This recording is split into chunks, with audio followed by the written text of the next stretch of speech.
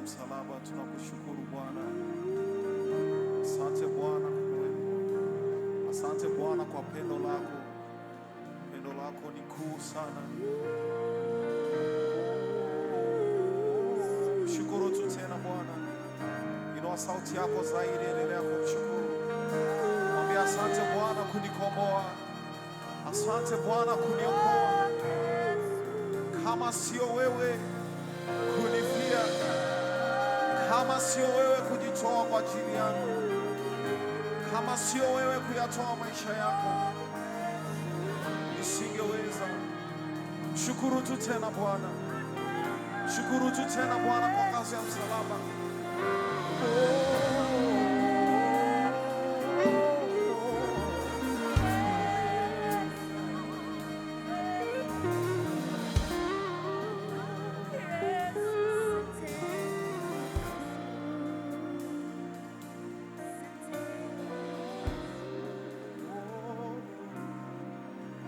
Yeye amekuwa mwema Bwana, kuyatoa maisha yake kwa ajili yetu. Hatuna deni tena. Kama unatambua kwamba huna deni tena, mshangilie huyu Yesu. Mshangilie tena Bwana Yesu. Inua shukrani zako. Mwambie ninakushukuru Bwana. Asante kujitoa kwa ajili yangu. Shukuru tena. Tumshukuru tena Bwana Yesu.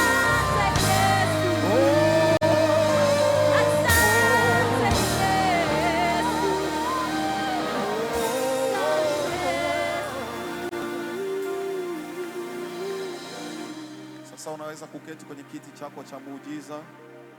Usipoteze uwepo huo mzuri wakati tunapokea huduma kutoka kwa watoto. Alafu tutaendelea. Kazi ya msalaba ni njema sana. Tunapoikumbuka, endelea kutunza uwepo huo mbele za Bwana. Haleluya.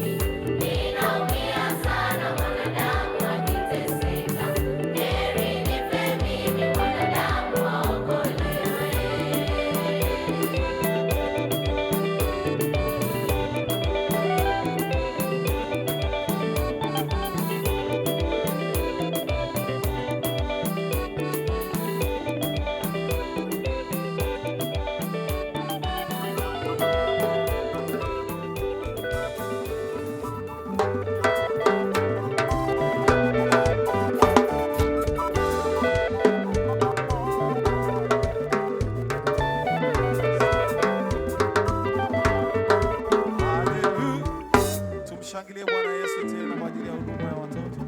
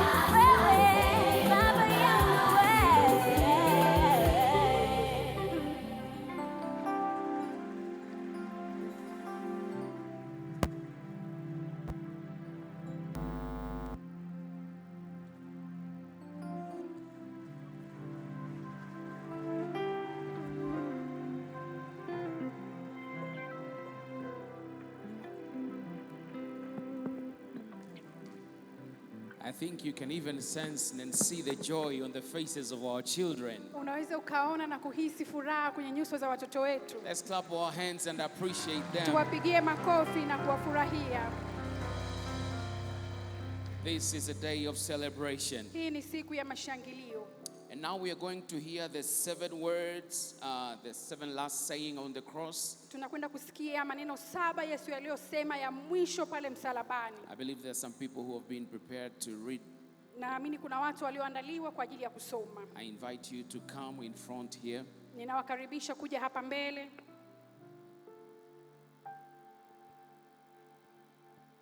Wale walioandaliwa kusoma yale maneno 7, karibuni. Please come all of you. Tafadhali nyote njooni. Hallelujah.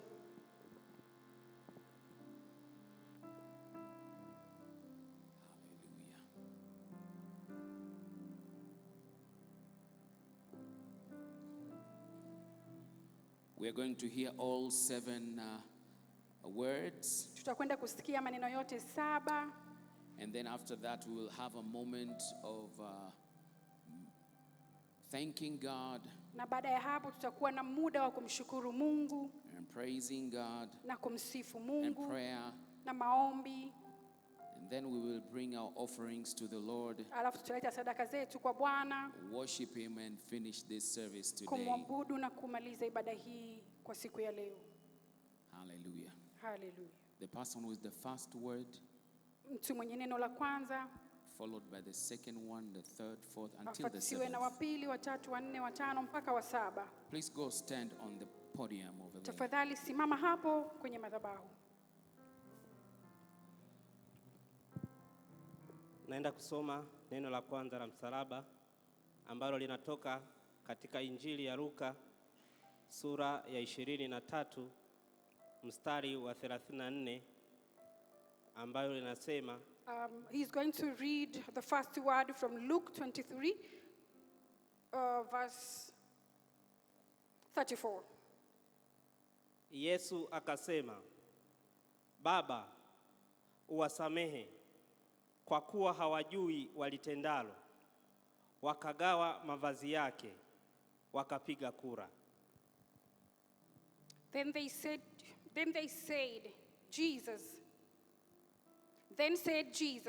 Father, forgive them, for they know not what they do. And they parted his raiment and cast lots. Asante.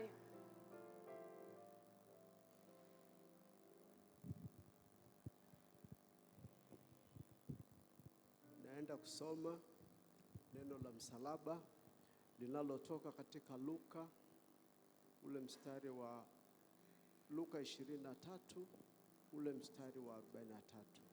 Unasema hivi: Yesu akamwambia, amini na kuambia, leo hivi utakuwa nami peponi. The second word is from Luke 23, verse 43. And Jesus said unto him, Verily I say unto thee, today shalt thou be with me in paradise.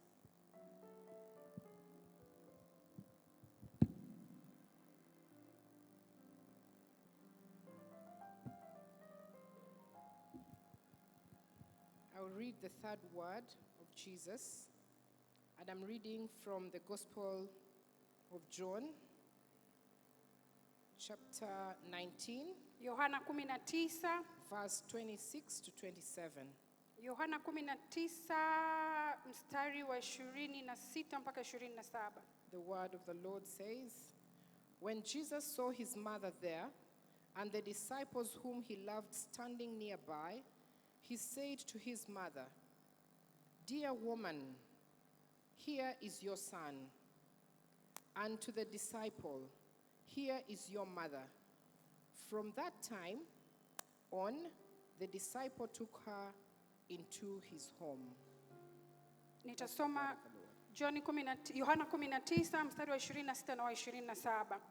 Basi Yesu alipomwona mama yake na yule mwanafunzi aliyempenda amesimama karibu, alimwambia mama yake, Mama, tazama mwanao. Kisha akamwambia yule mwanafunzi, tazama mama yako. Na tangu saa ile mwanafunzi yule akamchukua nyumbani kwake.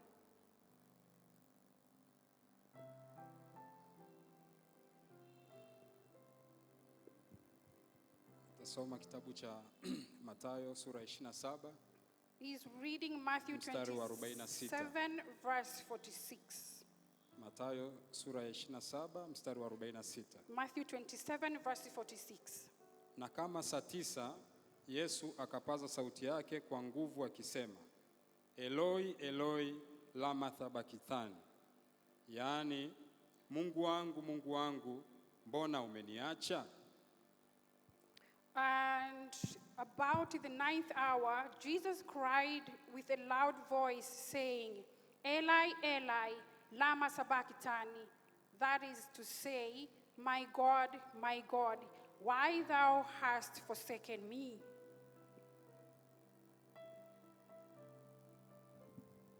Nitasoma neno la 5 kutoka katika kitabu cha Yohana sura ya 19 mstari wa 28. She's reading from John 19, verse 28. Yohana 19:28, Biblia inasema, baada ya hayo Yesu hali akijua ya kuwa yote yamekwisha kumalizika ili andiko litimizwe, akasema, naona kiu. After this, Jesus, knowing that all things were now accomplished, that the scripture might be fulfilled, saith, I am thirsty. Neno la msalaba katika kitabu cha Yohana 19 mstari wa 30 linasema, John 19 verse 30. Basi Yesu alipokwisha kuipokea ile siki, akasema, imekwisha, akainama kichwa, akaisalimu roho yake. When Jesus therefore had received the vinegar, he said, it is finished, and he bowed his head and gave up the ghost. Nasoma neno la 7 pale msalabani. Tunalipata katika Luka 23 mstari wa 46. Luke Yesu 23 akalia kwa verse sauti 46. kuu akisema, E Baba, mikononi mwako naiweka roho yangu. Luke 23 verse 46. And when Jesus had cried with a loud voice,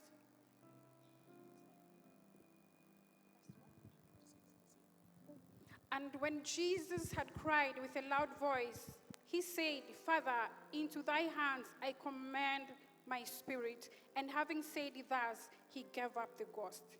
Amen. Amen. Hallelujah. Thank you so much. You may go back to your Asanteni seats. sana, mnaweza kurudi Let's kwenye appreciate viti them vyenu. for the reading of the Tuwashangilie scripture. kwa neno walilolisoma. As we stand here and thank God for Good Friday, Tunaposimama hapa na kumshukuru Mungu kwa Ijumaa Kuu. the first Good Friday, it seems like evil was in control. Ijumaa Kuu ya mwanzo inaonekana kama ubaya ulikuwa umeshikilia hatamu. But it was only a temporary arrangement. Lakini ilikuwa ni mpango wa muda tu. For sure, it didn't look like a good Friday. Kwa hakika haikuonekana kabisa kama ilikuwa Ijumaa Kuu. But you and me today, we know Lakini wewe na mimi leo tunajua that Jesus was in a special mission kwamba Yesu alikuwa kwenye jambo muhimu, to fulfill a heavenly assignment. kutimiza jambo la kimbingu.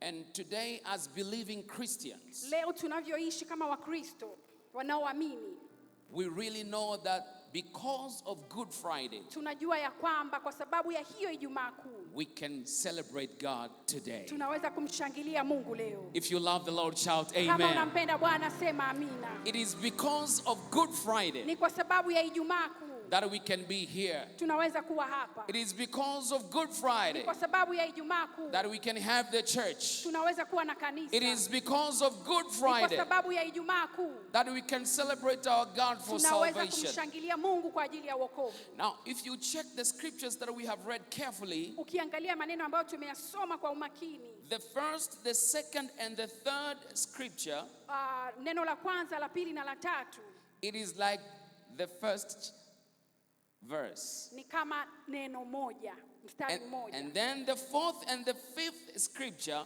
Alafu mstari wa 4 na wa 5 is like the second verse. ni kama vile mstari wa pili. And then the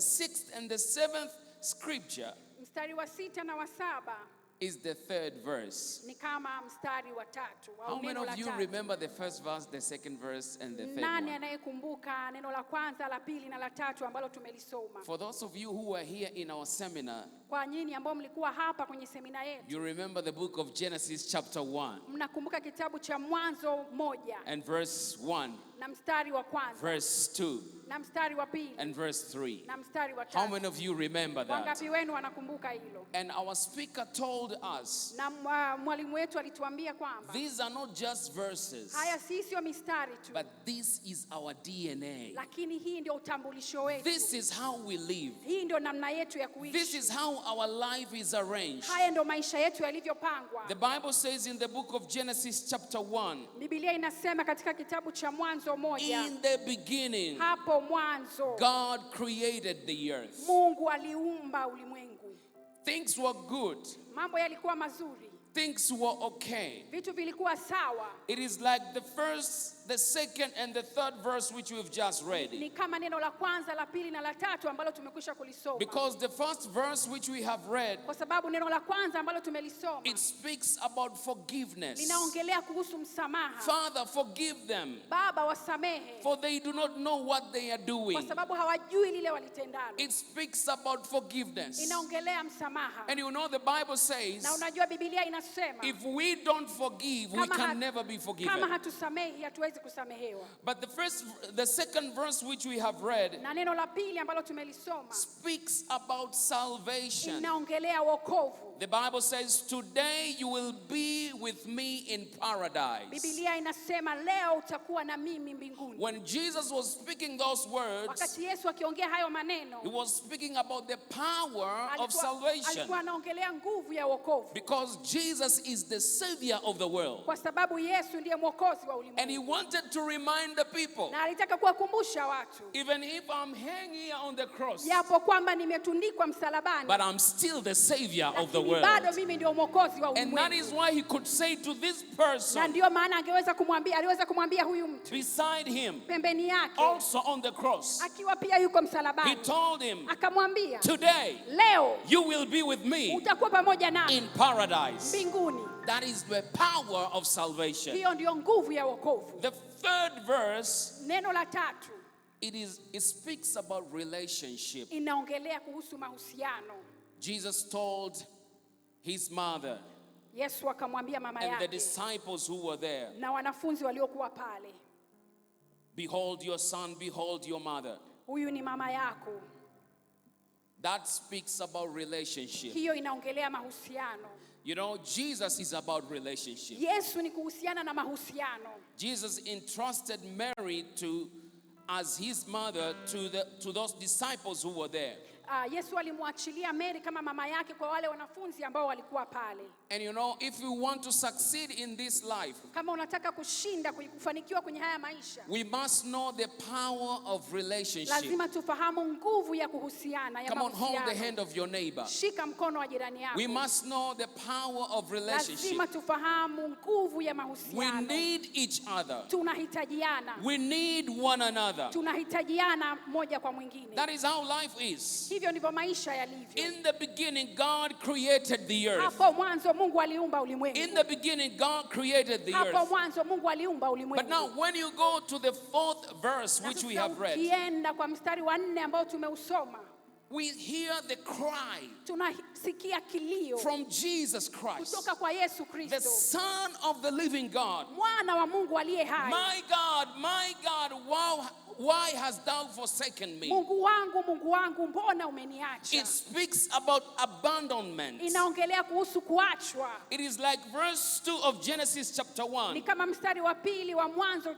mstari wa 1. The Bible says darkness was on the earth. Neno la Mungu linasema giza lilitanda dunia. Darkness was filling the earth. Giza lilitanda dunia. It speaks about abandonment. Inaongelea kuhusu kuachwa. This is life. Haya ni maisha. Sometimes we are abandoned by people whom we really expected for them to be close to Kuna muda us. tunaachwa au tunatengwa na watu ambao tunawatarajia wawe karibu kabisa I na think sisi. I said here last Wednesday, Nafikiri nilisema hapa Jumapili iliyopita. some of you, Wengine wenu because you accepted Jesus as Lord and Savior kwa of your sababu life, umemkubali Yesu kama Bwana na Mwokozi wa maisha yako. maybe you were abandoned by your Labda parents ulitengwa na wazazi wako or your relatives. au ndugu zako. That is life. Hayo ni maisha. We go through valley. Tunapitia kwenye And the mabonde. good thing I like is about that is this. Na kitu ambacho nakipenda kuhusu hiyo ni We hii. don't stand in valley, Hatusimami kwenye but we mabonde. go through Lakini valleys. tunapita kwenye The mabonde. Bible says, Biblia inasema though I go through the valley of the shadow of hata death, nikipita katika bonde la uvuli wa mauti, it seems like darkness. inaonekana kama giza. Nothing good is there. Hakuna kitu kizuri But pale. that is why your testimony is being Lakini prepared. hapo ndipo ambapo ushuhuda wako Come unaonekana. on, if you believe, shout Kama hallelujah. unaamini sema haleluya. That is where your testimony is being prepared. Hapo ndio ambapo ushuhuda wako unaandaliwa. The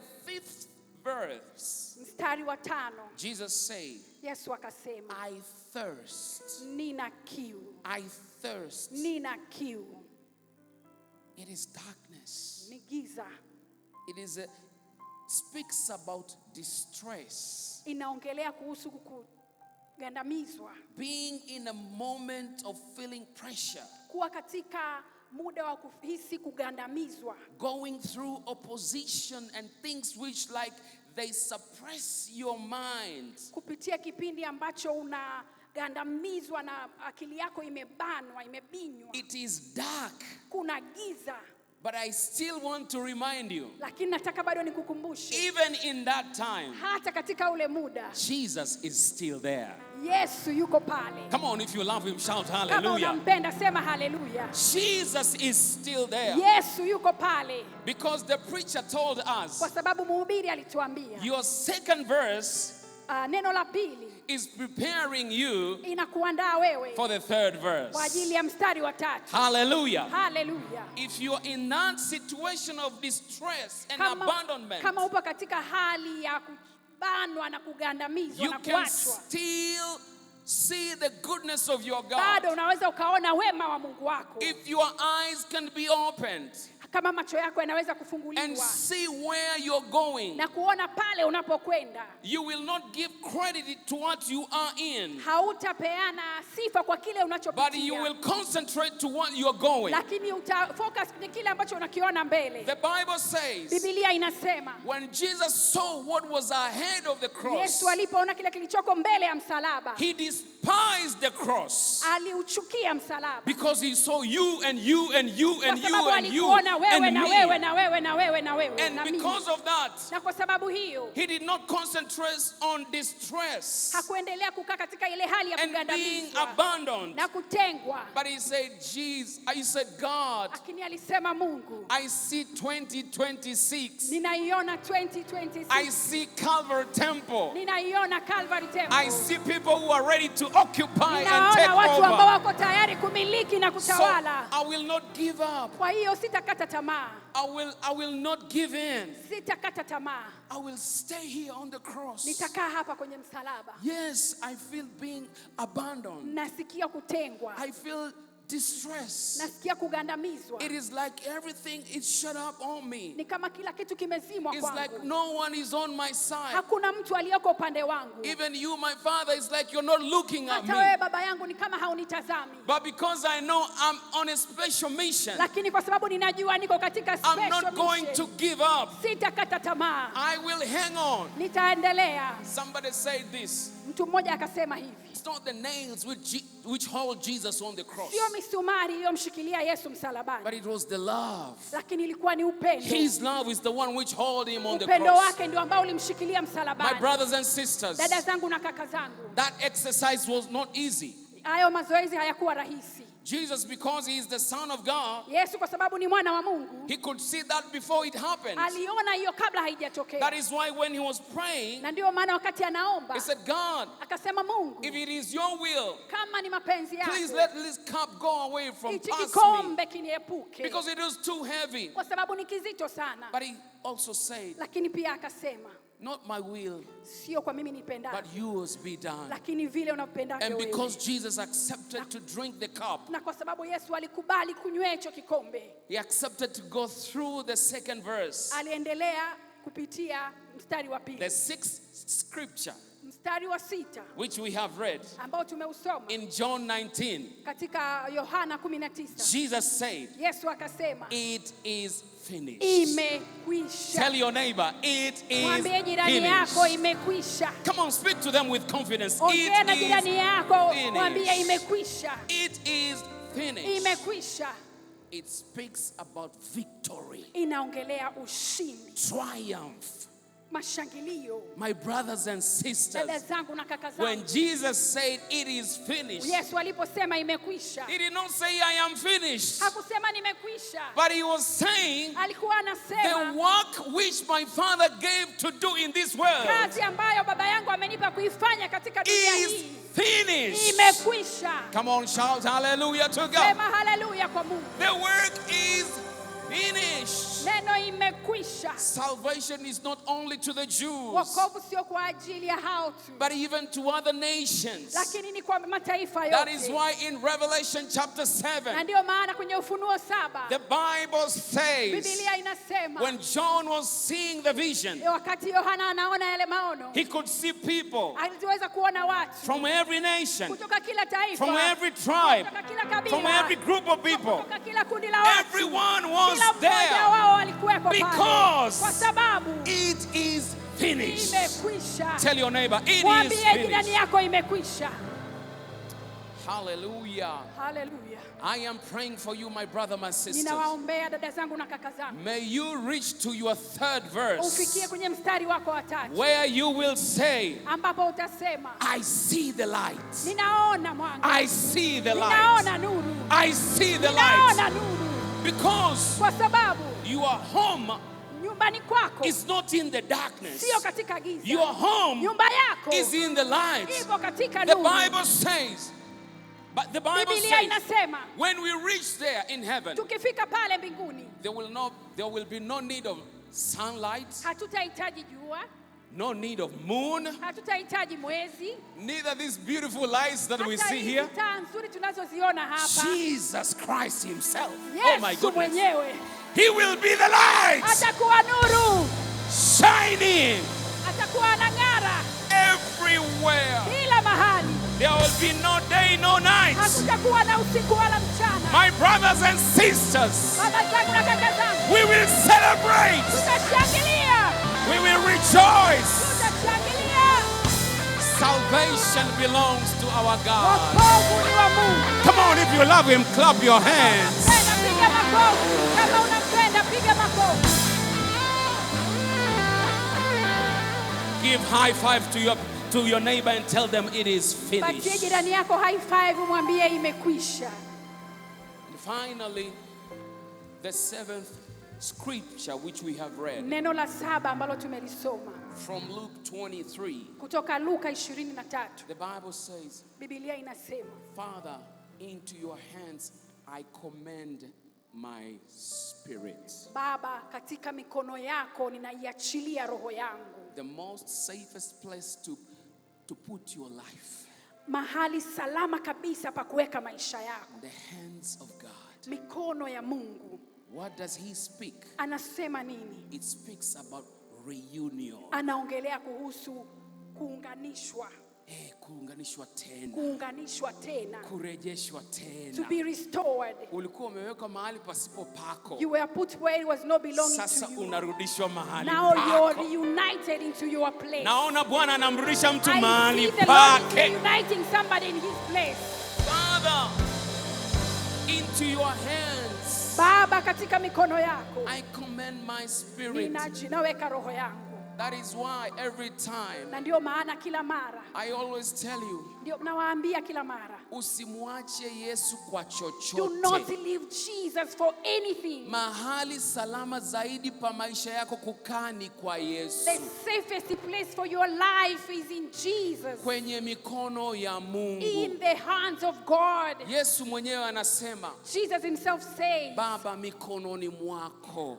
Father, in your hands. I pray for you in Jesus' name. Ninawaombea katika jina la Yesu. As you walk in this life, Unapotembea katika haya maisha, even when you feel so successful, like you have everything that you wanted into this world, hata ukijisikia umefanikiwa sana na una kila kitu unachokihitaji hapa remember, duniani, kumbuka, only in the hands of God kwenye mikono ya Mungu tu we find our safety. ndio tunakutana na usalama Help wetu. me shout hallelujah. Nisaidie kusema Only in haleluya. the hands of Kwenye God mikono ya Mungu tu we find our safety. ndio tuna usalama wetu. And so, my brothers and sisters, Kwa hiyo dada zangu na kaka as we zangu, celebrate our Good Friday, tunapoishangilia Ijumaa I Kuu, want you to remember nataka ukumbuke God is great. Mungu ni mkuu. Yes, there is a first line of a verse Ndiyo, kuna mstari wa kwanza wa neno where it looks like there is forgiveness, there is salvation, there is relationship. ambapo kuna msamaha, mahusiano na wokovu. But remember, the devil is like a roaring lion, Lakini ukumbuke shetani ni kama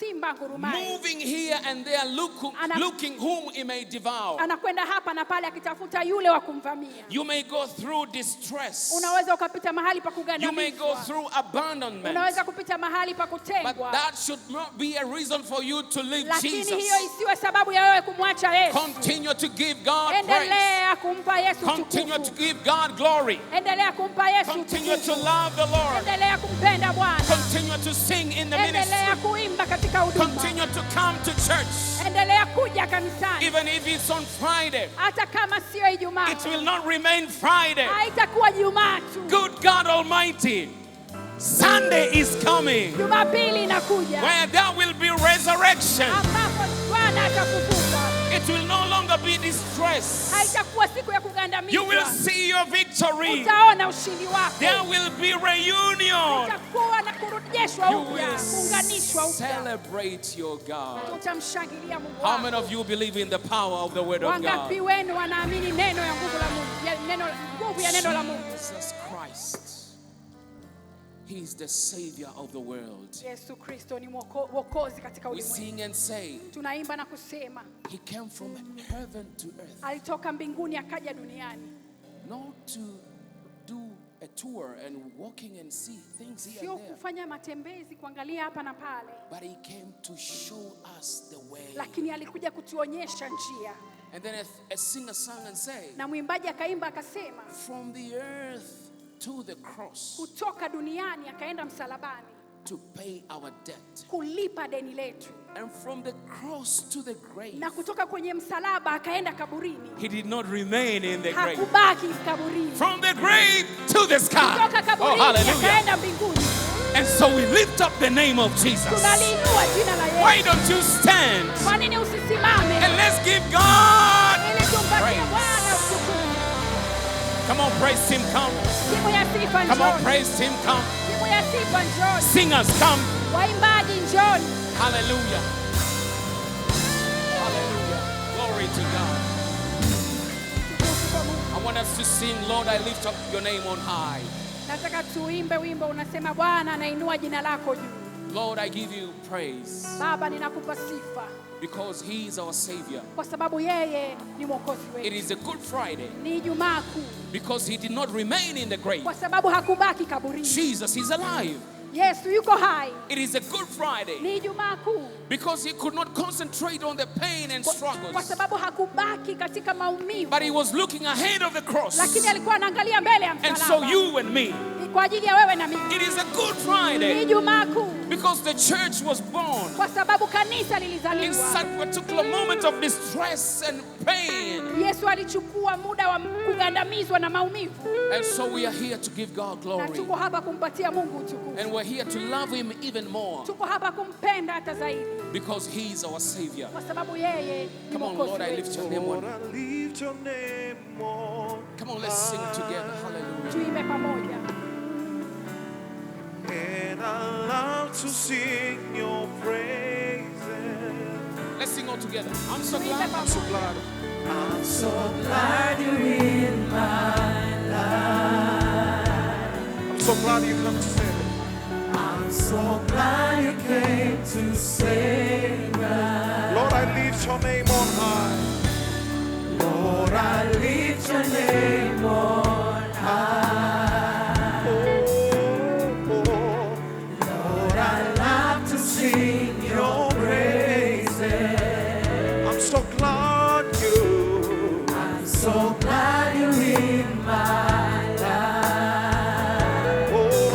so glad. I'm so glad you came to save us. You came from heaven to show the way from the earth to the cross. My debt from the cross To the grave, from the grave to the sky, Lord, I lift your name. You came from heaven to earth. To show the way from the earth to the cross. my debt From the cross to the grave, from the grave to the sky, Lord, I lift your name. You came from heaven to earth. You came from heaven to show from the earth to the cross. My debt, I am forgiven. I am forgiven from the grave. Lord, I lift your name. Lord, I lift your name on high. I'm so glad you're in my life. Lord, I lift your name. I am free. I am forgiven by your blood. Thank you for giving your life unto me, Lord. Oh, Lord, I lift your name on high. Lord, I lift your name on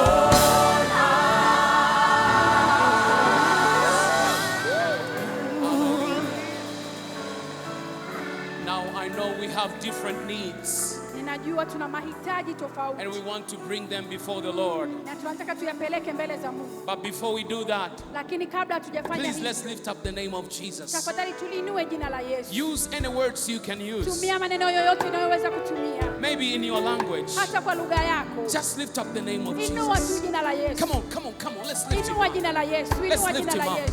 Let's lift Muinue him up. Yesu. Sheka mayana na mosata. Jesus, we lift you. Jesus, we lift you. Jesus, we lift you. Jesus, we lift you. Sheka saka payande. Jesus, we lift you.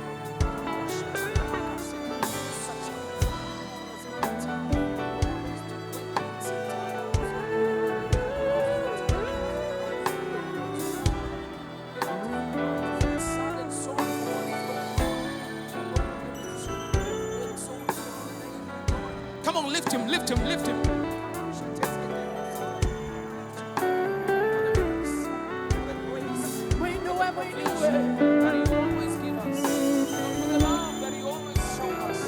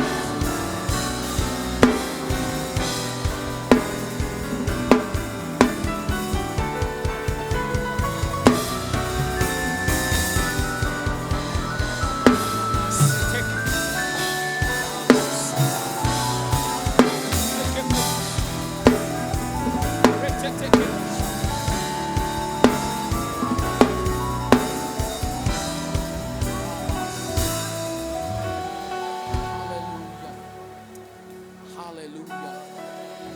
And now in the mighty name of Jesus. Na sasa katika jina kuu la Yesu. Good Friday is a day of miracles.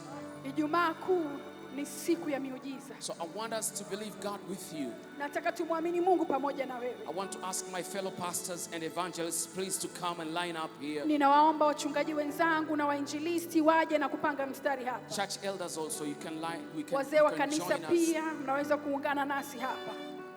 A singer sang and said, Mwimbaji aliimba akasema, there is a fountain filled with blood. Kuna kijito kimejawa damu.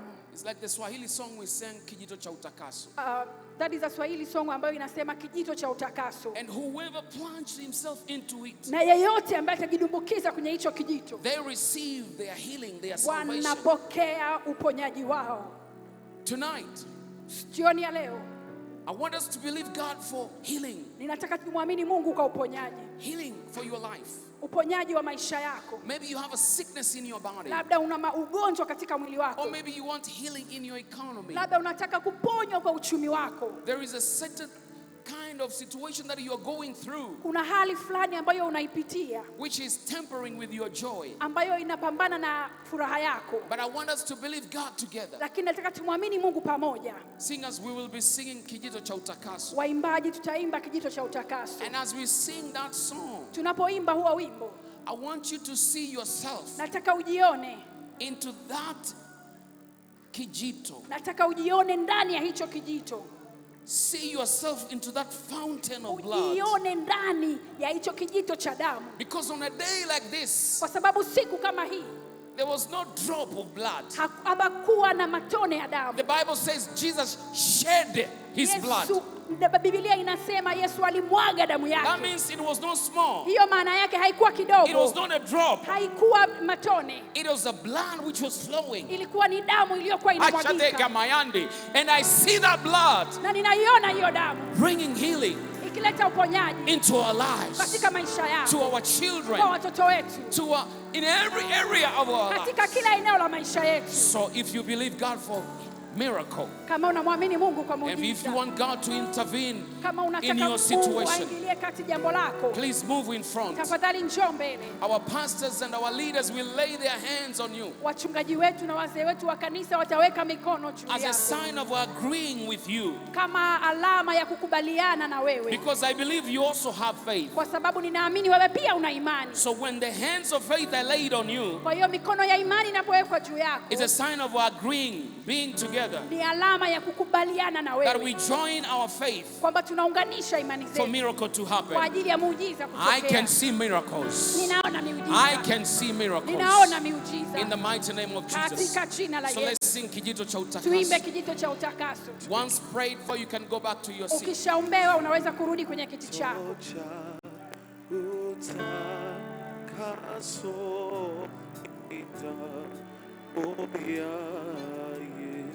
Timote Bwana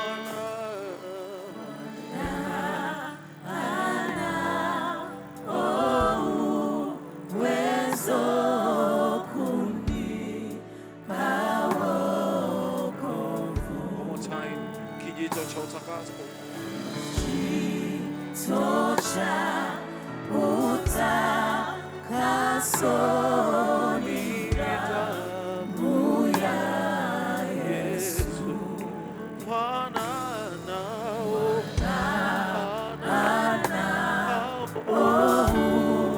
uwezo kunipa wokovu. Kijito cha utakaso ni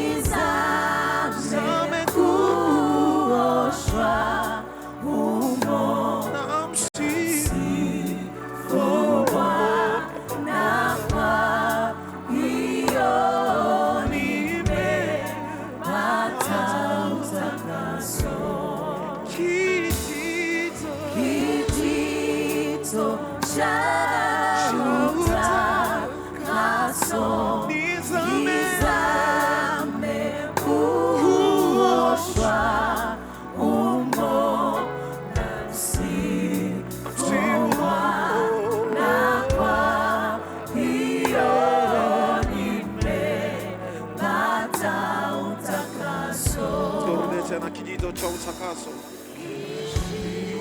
Tocha utakaso ni damu ya Yesu. Bwana ana uwezo kunipa wokovu. tena kijito cha utakaso. Tocha utakaso ni damu ya Yesu. Bwana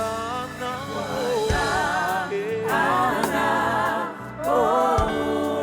uwezo kunipa wokovu. kijito Kijito cha utakaso nizame kuosha umbo na sifu Bwana, kwa hiyo nimepata utakaso. teketaya. Kijito Kijito cha utakaso nizame kuosha umbo na sifu Bwana, kwa hiyo nimepata utakaso. kijito Kijito cha utakaso nizame kuosha umbo na sifu Bwana, kwa hiyo nimepata utakaso. ni neema ya ajabu, Neema ya ajabu ya ajabu kupatwa wanadamu na Bwana Yesu. Bwana Yesu, kumjua Yesu wa msalaba. Ni neema Neema ya ajabu kupatwa wanadamu na Bwana Yesu.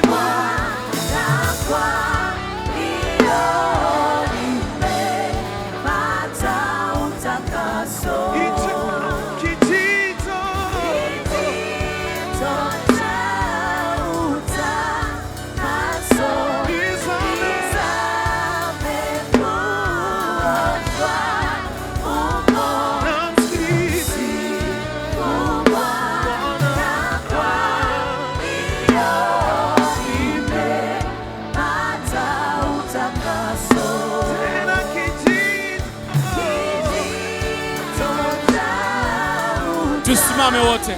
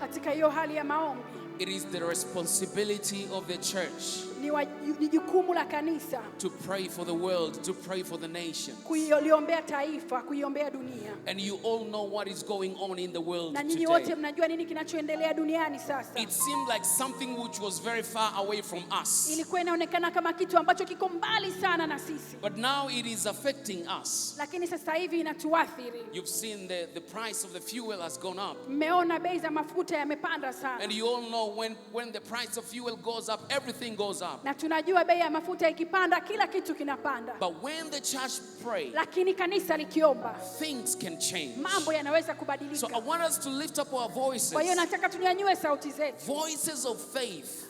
Sauti za imani. And to ask our good God na kumuomba Mungu wetu mzuri to intervene the situation which is going on right kuingilia now. hiyo hali inayoendelea kwa sasa. We are not here to teach God what to do. Hatuko hapa kumfundisha Mungu nini cha kufanya. We are here to lift up our voices of faith. Tuko hapa kuinua sauti zetu za imani. That God can do what is supposed to be done. Kwamba Mungu afanye kile kinachopaswa kufanyika. And for his people to remain in peace. Ili kwa watu wake waweze kukaa kwa amani. When the church pray, kanisa likiomba, things change. Mambo yanabadilika. So I want us to pray for the world. Sasa nataka tuiombee dunia. And pray for what is going on in the Gulf of Tuombe kile kinachoendelea. And pray for Jerusalem. Pray for Israel. Tuombee Yerusalemu na Israeli. Pray for America. Ombea Marekani.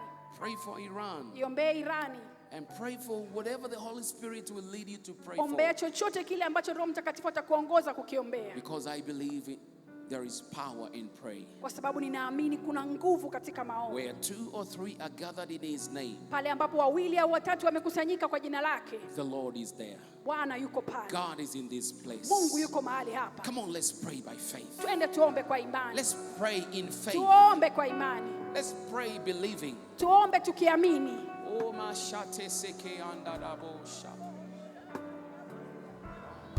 God of the universe.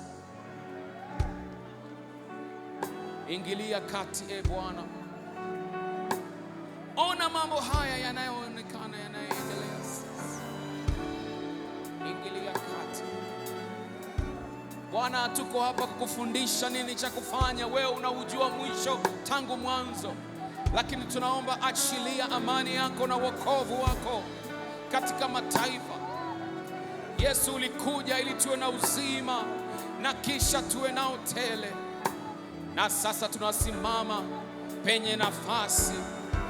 Bwana, tunasimama mahali palipobomoka. Bwana, tunasimama katikati ya uharibifu. Bwana, tunasimama katika ukuta uliovunjwa. Tunasimama mahali hapo na kuita kwa imani. Mungu wa Israeli, Mungu wa wokovu, Mungu msaada wetu, okoa, okoa, okoa. Hosana mwana wa Daudi, wewe ujae kwa jina la Bwana. Okoa, okoa, okoa. Ekanama kasheterebo seke. Leta ukombozi wako Bwana. Isipokuwa wewe umeokoa, mambo hayatabadilika. Isipokuwa wewe umeingilia, vitu havitabadilika. Leta ukombozi, leta uponyaji, leta mageuzi. Geuza mioyo Bwana ambayo imeenda mbali na wewe. Mungu, tunatubu na kuungama kwa ajili ya mataifa. Tunatubu na kuomba rehema hata kwa ajili yetu na miji yetu na jamii zetu. Yamkini Bwana, maovu yetu yamesababisha haya yote. Ndipo sababu tunakuja mbele zako kwa moyo wa unyenyekevu. Tunakusihi Mungu, kumbuka rehema. Kama mwandishi wa maombolezo anavyosema, wewe ni Mungu wa rehema na huruma nyingi. Kumbuka rehema Baba, kumbuka huruma Baba, ukawahurumia watu wako. Kama neno lako linavyosema, wewe huwarumia watu elfu elfu, wale wote wanaokuamini na kutumainia wewe. Na kanisa, tunaomba jioni ya leo katika Ijumaa kuu hii Bwana, tunaomba jioni ya leo katika Ijumaa hii ya miujiza Bwana, tunaomba jioni ya leo katika Jumaa hii ya ushindi, tunaomba Bwana, leta uponyaji, leta wokovu, leta badiliko Bwana. Ponya mataifa, ponya ulimwengu, ingilia mambo yanayoendelea, leta badiliko Mungu wa uzima, leta jambo jipya Mungu mwenye nguvu, leta uponyaji Mungu wa uweza, leta uponyaji wako Bwana. Damu ya Yesu inayonena mema ikanene uzima, ikanene uponyaji, ikanene badiliko. Baba, tunakuamini hata kwa taifa letu la Tanzania Bwana, tunakuomba leta uponyaji, leta uponyaji. Yako mengi tusiyoyafurahia, lakini waweza kubadilisha. Hata kwa mji wetu wa Arusha yapo mengi tusiyoyapenda, tusiyoyataka, Bwana waweza badilisha. Ingilia kati Mungu wa uweza, leta badiliko Mungu mwenye nguvu, leta nguvu yako ya ajabu inayogeuza usiku kaondoka, giza likaondoka na nuru ikaja.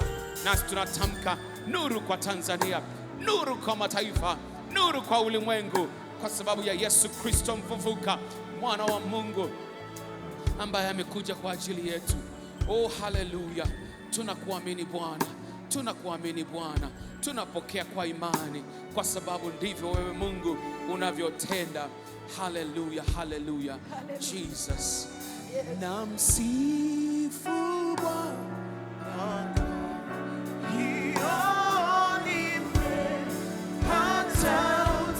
watu wa imani wamsifu Bwana. namsifu Bwana kwa hiyo nimepata utakaso. Namsifu Bwana, Inua mikono yako msifu.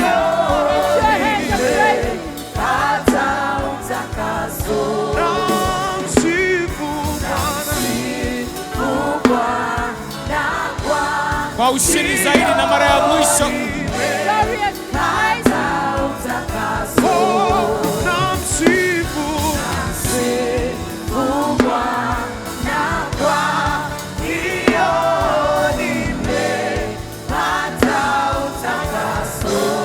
Shangilie Mwokozi wa utakaso. Nasema mshangilie Mwokozi wa utakaso. Jamani, pigeni kelele za ushindi kwa utakaso. Shangilieni Bwana yenye mataifa yote. Mpeni Bwana heshima na utukufu. Hallelujah. Glory to God. Hallelujah. Wangapi wanamwamini Bwana kwa wokovu? How many of you trust the Lord for salvation? Wazungukie watu wengi utakavyoweza, waambie occupy, na wao watakwambia take over in the name of Jesus. And they'll tell you to take over. Ushindi wako utakuwa mkubwa kulingana na watu wangapi umewapa high five. Your victory will be high according to how many people you give them a high five. Occupy.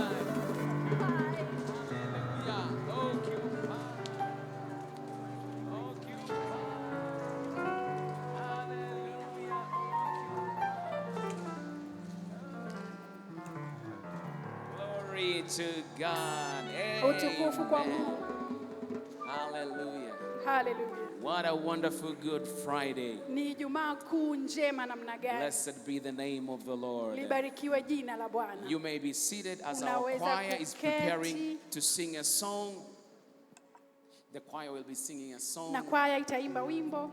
And at the same time, we will be bringing our offerings Na wakati wote tutakuwa tukileta sadaka zetu. on this wonderful Good Friday. Ni Ijumaa kuu njema sana. Is an offering of redemption Ni sadaka ya ukombozi. to celebrate our good God, Tukumshangilia Mungu wetu mzuri, our Lord and Savior Jesus, Bwana wetu na Mwokozi wetu Yesu, for what he did on the cross. kwa kile alichokifanya pale msalabani. If you need an envelope, ushers are moving around. Kama unahitaji bahasha, wahudumu wanapita. Maybe you want to bring in your tithe or your fast fruit, whatever offering that you may have in your Unahitaji hands. kuleta fungu la 10 au malimbuko, sadaka yoyote ambayo unataka kuleta, bahasha zipo. As you get ready, Unapojiandaa, I want to remind you that we will have a wonderful service on Sunday, nataka nikukumbushe kwamba tutakuwa na ibada nzuri sana on Jumapili. the Resurrection Sunday. Jumapili ya kufufuka. We will have 3 wonderful packed power services. Tutakuwa na ibada 3 za nguvu. I want to encourage you to come with expectation. Ninataka kukutia moyo uje kwa matarajio. Bring a friend.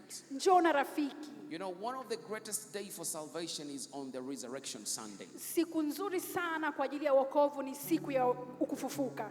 Today I was at the TFA shopping complex. Leo nilikuwa pale maeneo ya TFA kwenye maduka duka. And I was talking to some people and a lady came to me and said, I don't have a church.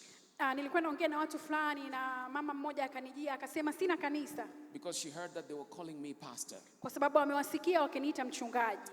And I encouraged that young lady Na nikamtia moyo yule dada that this is the best season to give your life to Jesus kwamba Christ. hii ni majira sahihi ya kumpa Yesu maisha yako. Because this is the season of salvation. Kwa sababu haya ni majira ya wokovu. And I encouraged her to come to church on Sunday. Na nilimtia moyo aje kanisani Jumapili. You can do the same. Unaweza kufanya hivyo pia. Invite as many people as you can. Karibisha watu wengi uwezavyo. Our salvation is not just for us. Wokovu wetu si kwa ajili yetu tu. Ni kwa kila mmoja. It's for everyone. Jamani, sawa sawa. Is that right? Hata ukipanda ice leo au ukipanda au ukienda na bodaboda vyovyote. When you get into the public transport or motorbike, anyhow, Mwambie mtu Jumapili twende kanisani tell kwetu. someone, let's go to church on Sunday. Twende tukapokee uponyaji. Let us go and receive healing. Jamani, wengine tulikaribishwa hivyo ndo Some tukampa of Yesu us maisha were yetu. invited like that and we gave our life Wanaonielewa to wainue mkono Jesus. waseme For those who amina. understood, kindly raise your hand up and say amen. Alafu Jumatatu tutakuwa na ibada moja And on Monday we'll have one service saa 3:30 from 9:30 mpaka saa 6. up to 12. Muhula wa Pasaka utakuwa wa baraka. And the Easter season will be a blessing. Wanaonikubalia waseme amina ya Those who agree Mungu. with me say amen. So now let's bring our offerings Sasa hivi naomba tulete sadaka zetu, and then our pastor Mariki will conclude the service. alafu mchungaji Mariki atamalizia ibada.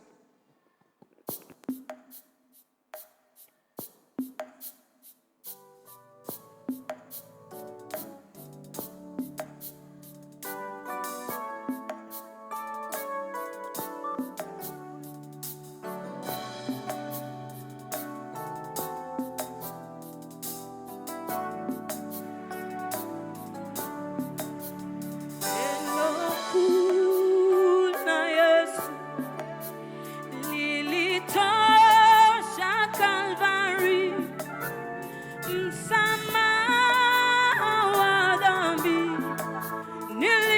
niliupata Kalvari, pendo kuu la Yesu lilitosha Kalvari, na msamaha wa dhambi niliupata Kalvari, pendo kula Yesu,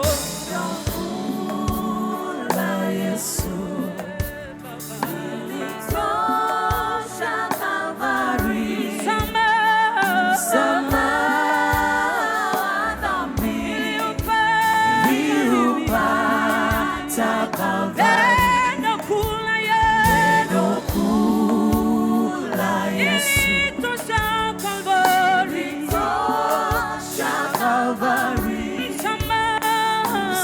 msamaha wa dhambi